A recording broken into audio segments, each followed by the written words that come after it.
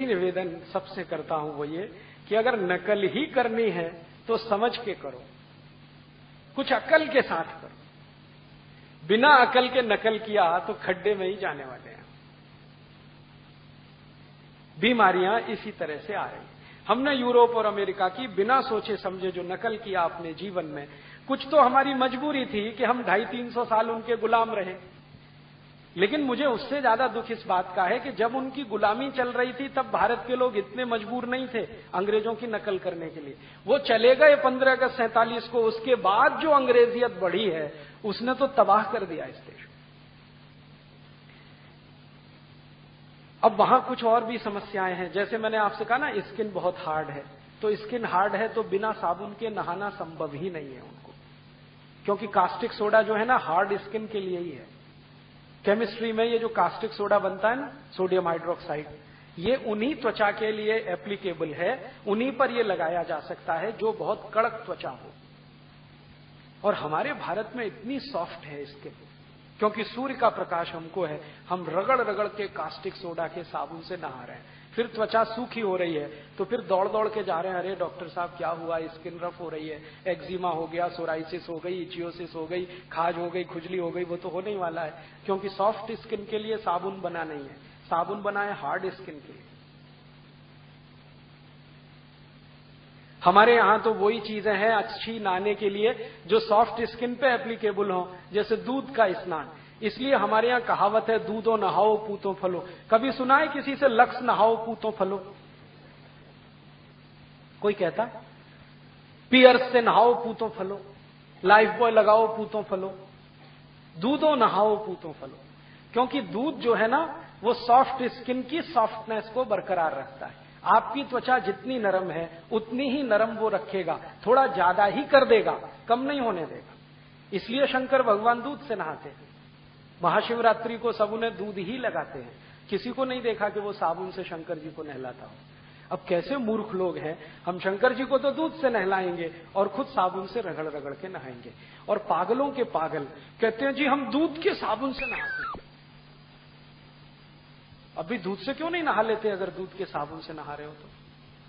कहते हैं जी हम तो हल्दी वाली क्रीम लगाते हैं, हल्दी क्यों नहीं लगा लेते? वो हल्दी वाली क्रीम आती है 1500 रुपए किलो और हल्दी आती है 40 रुपए किलो। तो कहो कि हल्दी लगा लो, क्या बात कर रहे हैं, 40 किलो की चीज, हम तो 1600 रुपए किलो की लगाई। उनसे कहो जी दूध से नहा लो, 15 रुपए लीटर का है। नहीं नहीं, हम तो साबुन लाएंगे दूध का 350 रुपए किलो वाला। हमारा जो दिमाग है ना घूम गया है, और ये घूमने का कारण है बिना सोचे समझे नकल करना। और ये नकल करवाने में सबसे बड़ा भूमिका हिंदुस्तान में किसी ने निभाई तो सिनेमा ने और टीवी सीरियल्स। सत्यानाश कर दिया इस देश का। टीवी सीरियल में जो भी जानकारी यूरोप की देते हैं आधी अधूरी, पूरी जानकारी कभी नहीं देते, क्योंकि पूरी जानकारी समझने के लिए उनके पास भी फुर्सत नहीं। और सिनेमा बनाने वाले यूरोप में जाके थोड़ी बहुत शूटिंग वूटिंग कर लाते हैं तो उसी को देख देख के हमारा मन ललचाता रहता, भाई ऐसा कर लो, ऐसा कर लो, ऐसा कर लो। बहुत सारी हीरो हीरोइनों से प्रश्न पूछे जाते हैं कि भाई आप कॉस्मेटिक्स क्या क्या इस्तेमाल करती है? वो तो कॉस्मेटिक्स इसलिए इस्तेमाल करती हैं कि दिन में 6-6 घंटे भयंकर फ्लड लाइट्स में उनको रहना पड़ता है। अगर वो कॉस्मेटिक्स ना लगाएं तो उनकी तो त्वचा जल जाए। फिर उन्हीं के मूर्खतापूर्ण टिप्स ले लेके हम अपने जीवन में प्रयोग करना शुरू कर देते हैं, जबकि हमें कोई फ्लड लाइट्स में रहना नहीं पड़ता। भाई हेमा मालिनी ऐसा करती है तो हम भी कर रहे हैं, ऐश्वर्या रॉय ये लगाती है तो हम भी लगा रहे हैं। ऐश्वर्या रॉय, हेमा मालिनी 6-8 घंटे भयंकर लाइट में रहती है, त्वचा को बचाने के लिए ये सब करती है, हम तो नहीं रहते, फिर हम क्यों करें? तो ये सब घालमेल हो गया, खिचड़ी हो गया। खिचड़ी ऐसा हो गया कि हमारा दिमाग ना तो हमारा रह गया ना उनका बन पाया, आधे हम अपने हैं आधे उनके हैं, तो फंस गया इसमें सारा चक्कर। और ये आधा अधूरापन रोज दिखाई देता है जिंदगी में।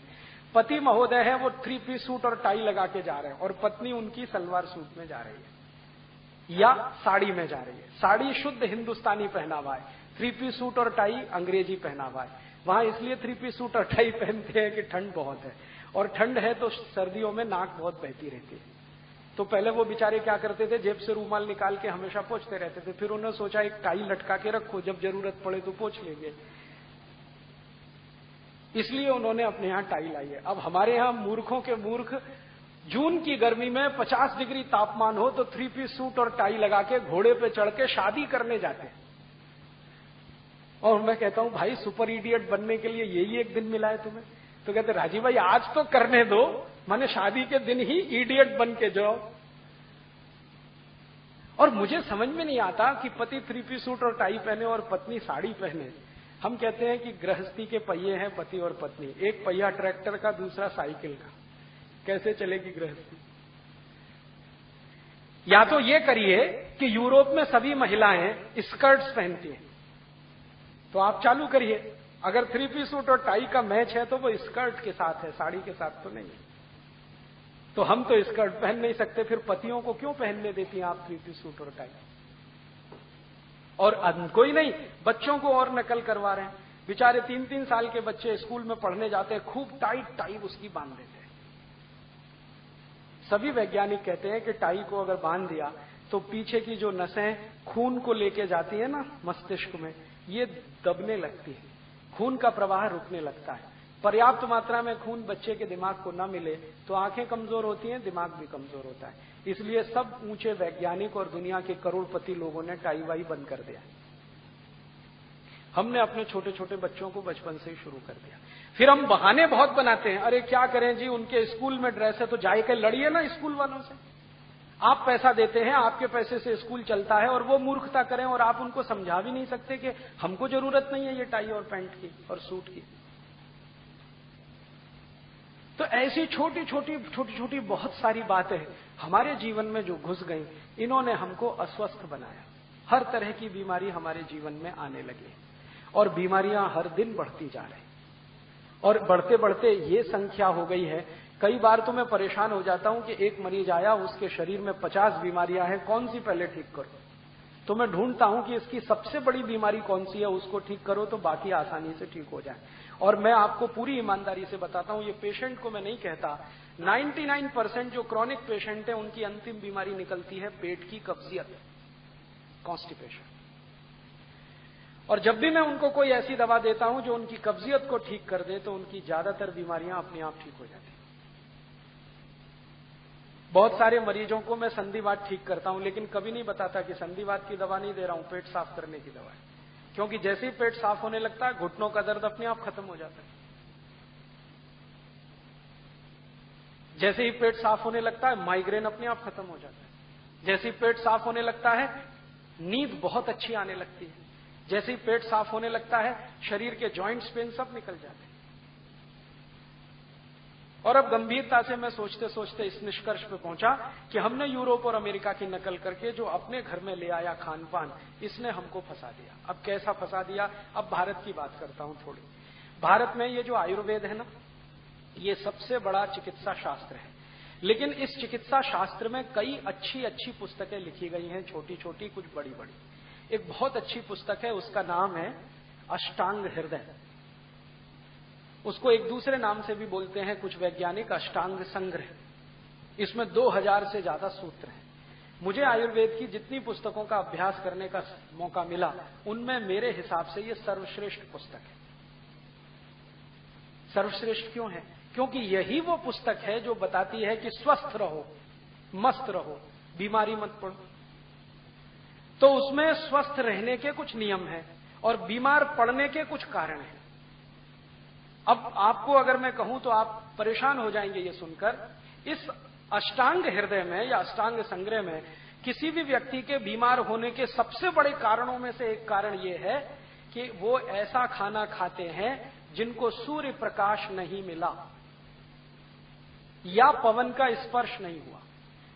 और अष्टांग हृदय कहता है कि जो व्यक्ति सूर्य के प्रकाश का स्पर्श किए बिना और पवन का स्पर्श किए बिना खाना खाएंगे, माने जिस खाने को सूर्य प्रकाश नहीं मिला, जिस खाने को हवा ने नहीं छुआ, ऐसा खाना खाएंगे तो बीमारियों का घर तो शरीर होने ही वाला है।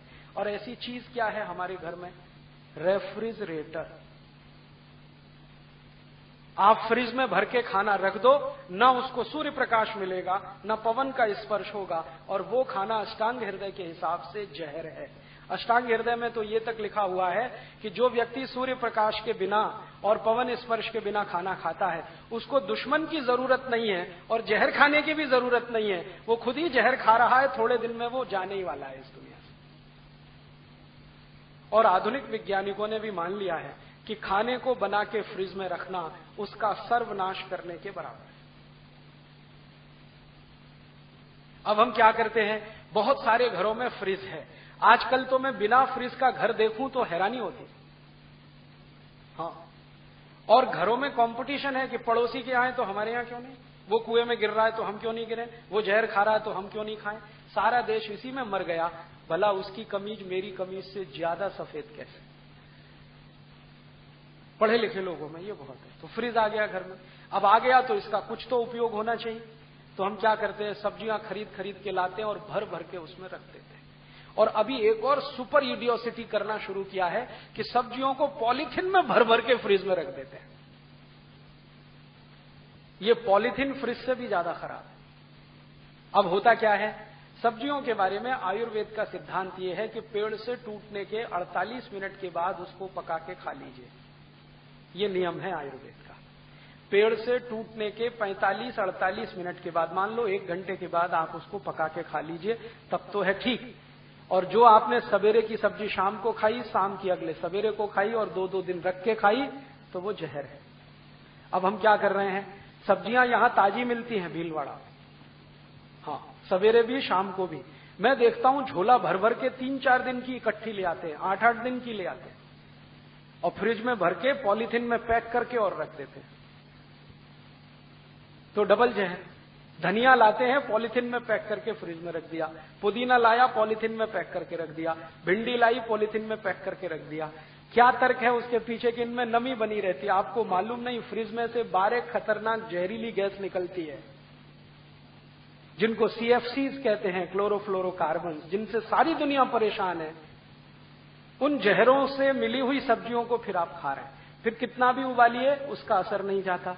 धीरे धीरे ये टॉक्सिक वेस्ट आपके शरीर में इकट्ठे होते रहते हैं। 5-7 साल में आपके घुटने दुखना, पैर की एड़ियां दुखना, कमर दुखना, कंधे दुखना, फिर माइग्रेन होना, फिर नींद नहीं आना, फिर ऐसा होना, फिर वैसा होना, ये शुरू ही शुरू रहता है।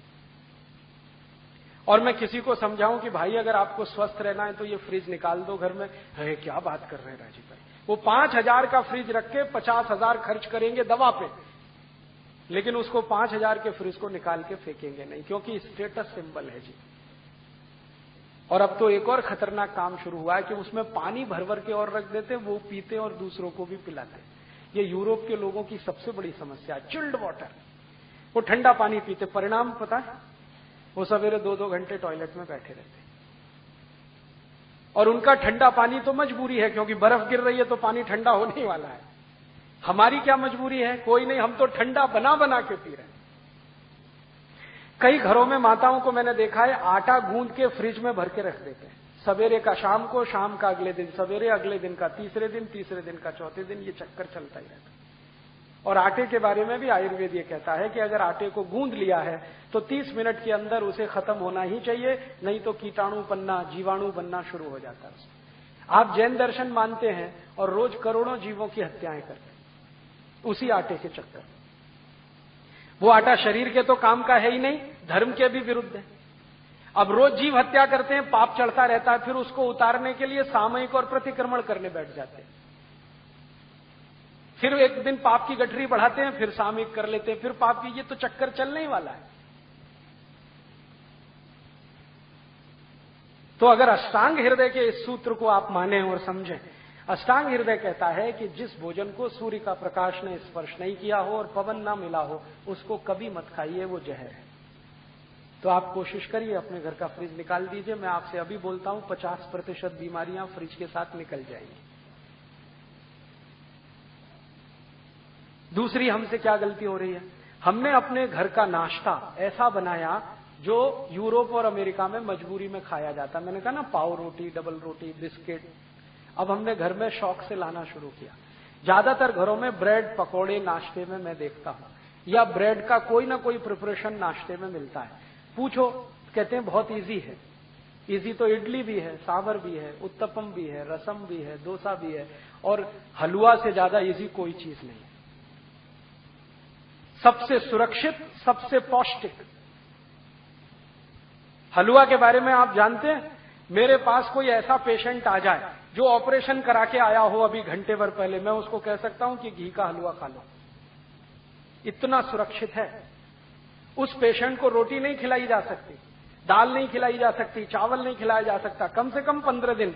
लेकिन मैं उसको ये जरूर कह देता हूं कि ऑपरेशन खत्म होते ही, जैसे ही होश आए, हलवा बना के खिला देना, देशी गाय के घी का, क्योंकि वो हीलिंग में बहुत मदद करता है। तो हलवा से ज्यादा तो कोई भी हमारे पास डिश नहीं है जो 5 मिनट में बन सके, लेकिन वो हलवा गायब हो रहा है धीरे धीरे। पाव रोटी आ गई, डबल रोटी आ गई, बिस्किट आ गया, घर में नूडल्स आ गए, और सवेरे के नाश्ते में ये जरूर है। और आयुर्वेद कहता है कि सवेरे का नाश्ता ही सबसे ज्यादा मजबूत होना चाहिए, उसी में भरपेट हम पाव रोटी, डबल रोटी खिला रहे हैं। कभी कभी बच्चों का बहाना बना देते हैं, जी खाते नहीं वो, आपने खिलाने की आदत नहीं डाली तो वो खाएंगे क्यों? यहां से ही हमारी जिंदगी की गड़बड़ी शुरू हो रही है। और ये सड़े मैदे की पाव रोटी, डबल रोटी आप जितनी खाएंगे, कब्जियत उतनी ही बढ़ेगी। कब्जियत बढ़ेगी तो शरीर की बीमारियां बढ़ने वाली हैं। 103 बीमारियां होती हैं, ये ध्यान रखिए। आज मेरे पास सुविधा नहीं है, अगर एलसीडी प्रोजेक्टर होता तो मैं आपको यहां दिखाता। एलसीडी है? एलसीडी प्रोजेक्टर हो तो मैं आपको दिखाता कि जब आप ये खाते हैं ना, मैंने इस पे बहुत सुंदर स्लाइड्स बनाई हुई कि जैसे ही पाव रोटी खाते हैं तो अंदर क्या होता है पेट में जाने, डबल रोटी खाने के बाद क्या होता है, बिस्किट खाने के बाद क्या होता है, चाउमीन और नूडल्स खाने के बाद पेट में क्या होता है, कैसे कैसे वो कहां कहां चिपकता है, कितने एरिया को वो कवर करता है, और फिर कैसे आपको कॉन्स्टिपेशन बनाता है। और उसका बनाने का जो तरीका कोई देख ले तो उसको घृणा हो जाए, इतने खराब तरीके से बनता है। तो मेरी आपको छोटी सी विनती है कि अगर आप स्वस्थ रहना चाहते हैं, तंदुरुस्त रहना चाहते हैं, तो अपने जीवन में अष्टांग हृदय के दिए हुए सूत्रों का पालन करें। उनमें पहला सूत्र मैंने बताया, फ्रिज में रखा हुआ कुछ ना खाएं ना कुछ पिएं। फिर आप बोलेंगे जी कि क्या खाएं क्या पिएं? जो चीज फ्रिज में नहीं रखी हो और जिसको पवन स्पर्श भरपूर हुआ हो और जिसको सूर्य का प्रकाश भी मिल गया हो, उसको खाइए। माने हर चीज ताजा बना के खाइए, फ्रिज में रखी हुई मत खाइए। फ्रिज में दूध रखना भी बंद कर दीजिए, दही भी मत रखिए, इनको बाहर ही रखिए ना। तो आपके जीवन में स्वास्थ्य अपने आप आता चला जाए। दूसरा एक नियम है, आयुर्वेद का नियम है, अष्टांग हृदय का भी वो नियम है, और सभी ऋषि ऐसा बोलकर गए हैं कि जो जिंदगी स्वस्थ रखनी है तो ठंडा पानी मत पीजिए, पानी गर्म करके पीजिए। कम से कम उतना गर्म हो जितना गर्म आपका शरीर है, क्योंकि गर्म पानी शरीर को बहुत तरह से सफाई कर देता है, टॉक्सिक वेस्ट को शरीर के बाहर निकाल के फेंकता है, पचने में भी मदद करता है, शरीर के पूरे तंत्र को व्यवस्थित रखता है। हल्का गुनगुना पानी, ज्यादा गर्म भी नहीं, ज्यादा ठंडा भी नहीं। दूसरा ये नियम है। तीसरा ये नियम है कि आप जो भी खाना खाइए ताजा खाइए, खाना चबा चबा के खाइए, क्योंकि भारत में चबाने का बहुत महत्व है, यूरोप में नहीं है। यूरोप में क्या है ना, ठंडी है, मैंने आपको बोला ना ठंडी है, तो ये जो जबड़े हैं ना ये फ्लेक्सिबल नहीं है, तो ज्यादा चबा नहीं सकते, तो जो भी कुछ है जल्दी जल्दी निगल निगल के खाते हैं वो।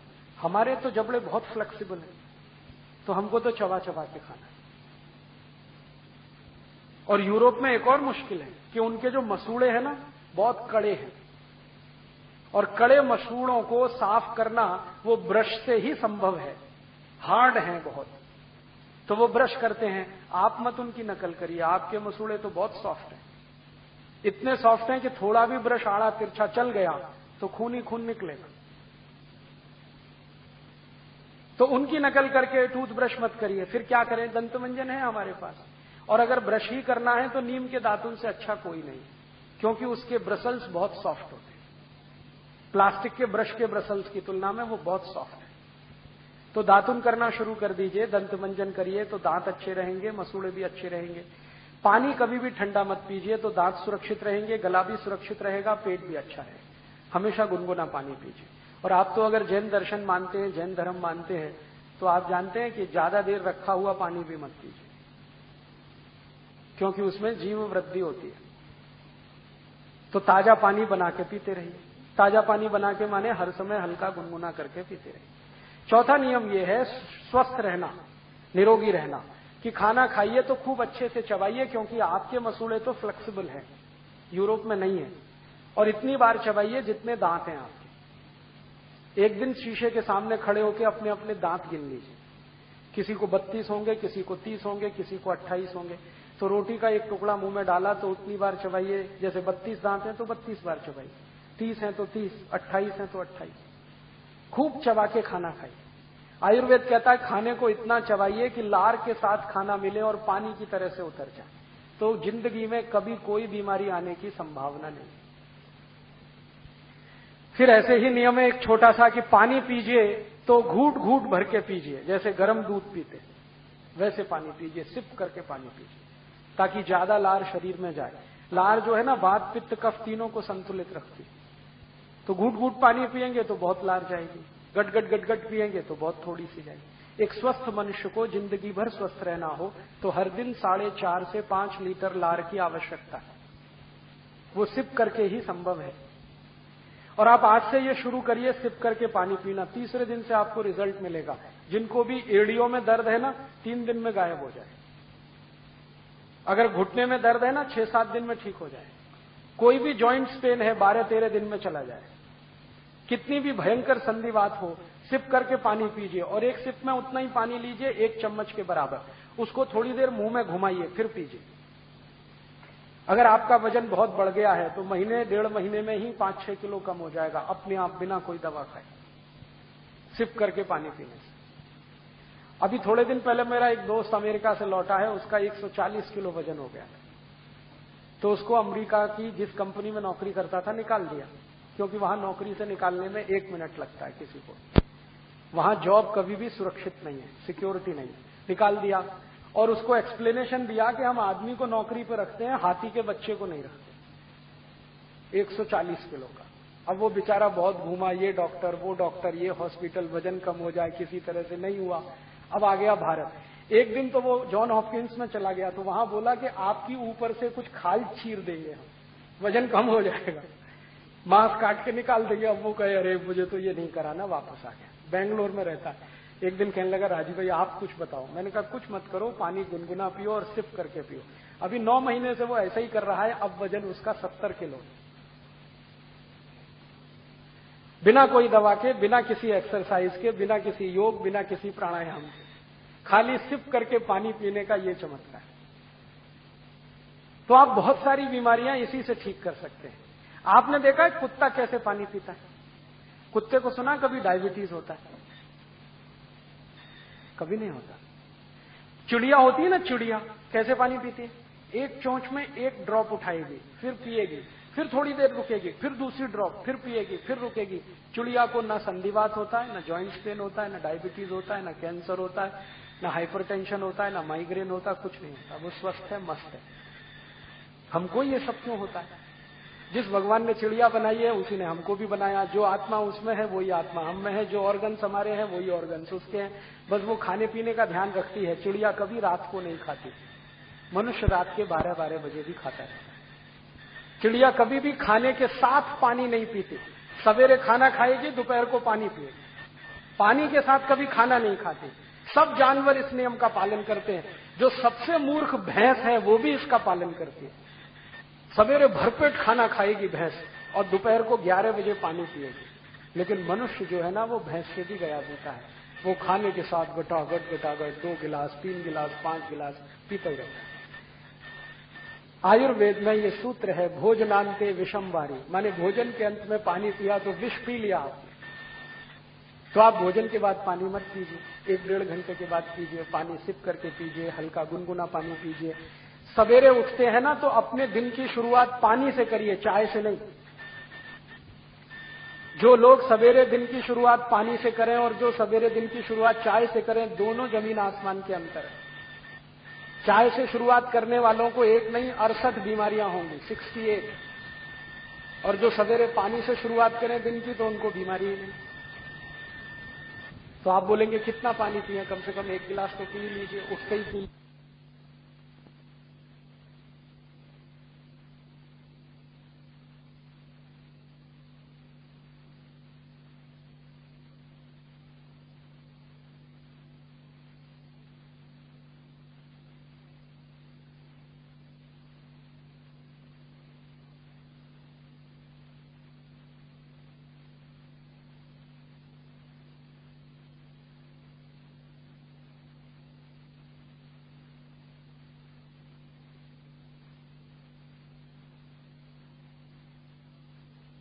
पीते ही क्या होता है, इंटेस्टाइन साफ हो जाती है। दोनों, बड़ी और छोटी आंत दोनों साफ होती है। और दोनों आंत अगर साफ है रोज, तो आप चिंता मत करिए, जिंदगी में कुछ होने वाला नहीं है।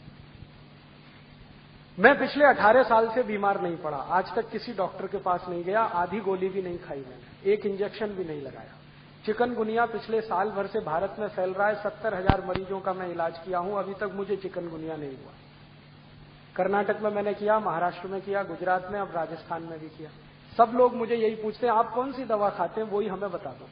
मैं उनसे कहता हूं, मैं दवाई नहीं खाता, लेकिन मैं आयुर्वेद के सभी नियमों का बहुत कट्टरता से पालन करता हूं। सवेरे उठने पर पानी नहीं मिला तो उतनी देर में टॉयलेट में नहीं जाता, मिलेगा पानी तभी जाऊंगा। और उठते ही पानी पीता हूं, मुंह भी नहीं धोता, दांत भी साफ नहीं करता, रात को दांत साफ करके सो जाता हूं। पानी कभी भी पीता हूं सिप करके पीता हूं, और ठंडा पानी बर्फ डाला हुआ कभी नहीं पीता। खाने के हमेशा 1-1.5 घंटे बाद पानी पीता हूं, कभी कभी 2 घंटे बाद भी पीता हूं। ये छोटे छोटे नियम का पालन मैं करता हूं, 18 साल से मैं स्वस्थ हूं, आप भी हो सकते हैं। मैं बस इतना ही है, यूरोप की नकल नहीं करता किसी काम, अमेरिका की नकल नहीं करता। वो ये कर रहे हैं तो मैं भी ये करूं, ये मैं कभी नहीं करता। पहले मैं बहुत सोचता हूं कि ये करना है नहीं करना है, अपने लिए काम का है नहीं काम का है। ये सब सोच विचार के अगर जीवन में आप फैसले लेना शुरू करें, मुझे नहीं लगता कि आप बीमार पड़े। बहुत लोगों को छोटी छोटी ये बातें हैं, आप बताएं, आप स्वयं करें, आप स्वस्थ हो जाएं, परिवार स्वस्थ हो जाए, जीवन आपका सुखी हो जाए। मानसिक बीमारियां अगर आपको हैं या जिंदगी भर उनसे बचना चाहते हैं, तो आयुर्वेद का एक छोटा नियम पालन करते रहिए कि रात को जब सोएं तो सूर्य की दिशा में सिर रखिए, पूर्व दिशा में सिर करके सोइए। और कोई बहुत मजबूरी आ जाए तो दक्षिण दिशा में कर लीजिए, उत्तर और पश्चिम को हमेशा छोड़िए। सोने के लिए नहीं है ये उत्तर और पश्चिम की दिशा, पूजा करने के लिए है, अध्ययन करने के लिए, सोने के लिए तो पूर्व और दक्षिण। जितने दिन आप पूर्व की तरफ सिर करके सोते रहेंगे, कभी भी आपको मानसिक बीमारियां नहीं आएंगी, और कम से कम नींद नहीं आने की जो बीमारियां हैं वो खत्म हो जाएंगी, अपने आप खत्म हो जाएंगी। अभी छोटी सी बात है, हम कर सकते हैं, अपने घर के बेड की दिशा बदल दीजिए, आज ही चेंज कर लीजिए। अगर बेड आपका फिक्स है तो उसको आज चेंज कर लीजिए, नहीं तो जमीन पे सोए तो फ्लेक्सिबल है, जब चाहे दिशा बदल सकते हैं। और 2-3 छोटी छोटी बातें हैं कि आप कभी भी खाना खाएं तो यूरोप और अमेरिका की नकल करके मत खाइए, जैसे कुर्सी मेज पे बैठ के स्टैंडिंग पोजीशन में। आप कहीं जाते हैं शादी ब्याह बारात में, बुफे सिस्टम है, तो पागल मत बनिए। आप अपना खाना थाली में निकालिए, कहीं आराम से कोने में बैठ के खाइए उसको। इसमें कोई हम छोटे होने वाले नहीं। हमको ये शर्म आती है कि सब खड़े होके खा रहे हैं, हम नहीं खाएंगे तो हम उनको मूर्ख तो वो हैं। आप कम से कम उन मूर्खों में इंटेलिजेंट रहिए। और कोई पूछेगा जी क्यों बैठ के खा रहे हो, तो उनसे कहो कि मेरे घुटने अभी काम करते हैं, कमर भी काम करती है, दोनों फ्लेक्सिबल है, हम बैठ सकते हैं। जब नहीं बैठ पाएंगे तब सोचेंगे खड़े खड़े खाएं। तो घर में डाइनिंग टेबल पे खाना ना खा के जमीन पे बैठ के खाएं। भारत में सबसे अच्छे खाने की पद्धति है सुख आसन में बैठ के खाना। और खाने के बाद 10 मिनट कम से कम वज्रासन जरूर करें, दोपहर को हो या शाम को। और दोपहर के खाने के बाद 20 मिनट विश्राम करें, पहले 10 मिनट वज्रासन, फिर 20 मिनट विश्राम। और रात को अगर खाना खाया तो 10 मिनट का वज्रासन करके टहलने को जरूर जाए, कम से कम 500-700 कदम चलें। 1000 कदम चलेंगे तो बहुत अच्छा है। ये मुश्किल से 10-12 सूत्र मैंने आपको बताए हैं, यही जिंदगी भर आपको निरोगी बना देंगे, और कुछ करने की जरूरत ही नहीं। वैसे तो कुल सूत्र 2000 से ज्यादा हैं, मैंने आपको 10-12 बताए हैं, क्योंकि ज्यादा बताऊं तो आपके दिमाग में बैठेंगे नहीं। सरल सरल सूत्र हैं, इनको आज से ही शुरू करिए। और मेरी आप सबको विनती है कि अपने बच्चों को तो इनका संस्कार दे दीजिए अभी से।